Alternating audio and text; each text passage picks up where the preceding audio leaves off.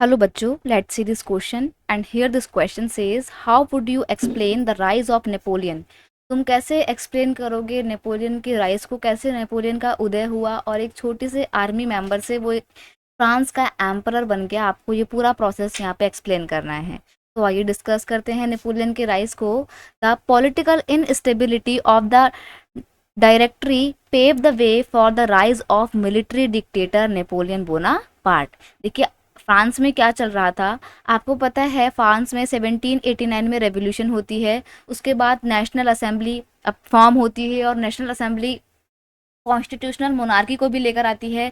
उसके बाद directory rule आता है, लेकिन डायरेक्टरी रूल में क्या था ना कि पावर अलग अलग ऑर्गन के बीच में जब बटी हुई थी तो उन अलग अलग ऑर्गन के बीच में एक अच्छा रिलेशन नहीं होने की वजह से पॉलिटिकल इनस्टेबिलिटी बनी हुई थी। आपस में सारे मेंबर्स हैं, सारे ऑर्गन लड़ते रहते थे और इसी पॉलिटिकल इनस्टेबिलिटी ने नेपोलियन बोनापार्ट को मिलिट्री डिक्टेटर बनाया था फ्रांस का। यही उसके राइज का एक बहुत बड़ा कारण था। ही crowned himself emperor of France. उसने अपने आप को फ्रांस का राजा घोषित किया। कब किया था? 1804 में डिक्लेयर किया था अपने आप को मोनार्क ऑफ फ्रांस।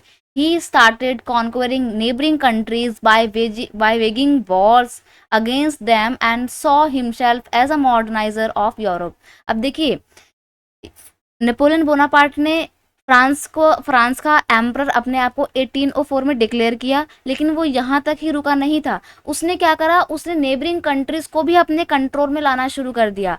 इसके लिए उसने उनके ऊपर अटैक करके उनको अपने कैप्चर में लाना शुरू किया और उसने अपने आप को यूरोप का मॉडर्नाइजर समझा था।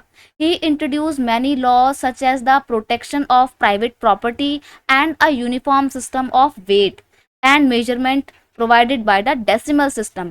देखिए नेपोलियन ने अपने आप को यूरोप का मॉडर्नाइजर समझा था और इसी को ध्यान में रखते हुए इसने बहुत सारे नए नए लॉज को इंट्रोड्यूस किया था।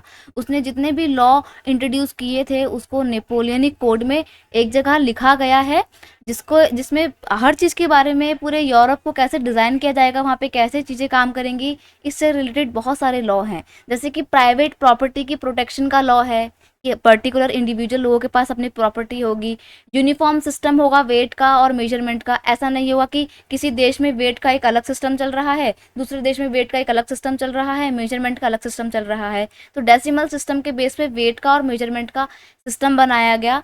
Many of his measures carried by the revolutionary ideas of liberty and modern laws to other part of the Europe। और उनके जो भी आइडियाज़ थे, जो भी तरीके थे, उसने रेवोल्यूशनरी आइडियाज़ को प्रमोट किया था, ना सिर्फ फ्रांस में बल्कि पूरे यूरोप ने। और उनके मॉडर्न लॉज ने, नए कानूनों ने आगे जाके ही यूरोप के अलग अलग देशों में नेशनलिज्म की फीलिंग को इमर्ज किया था।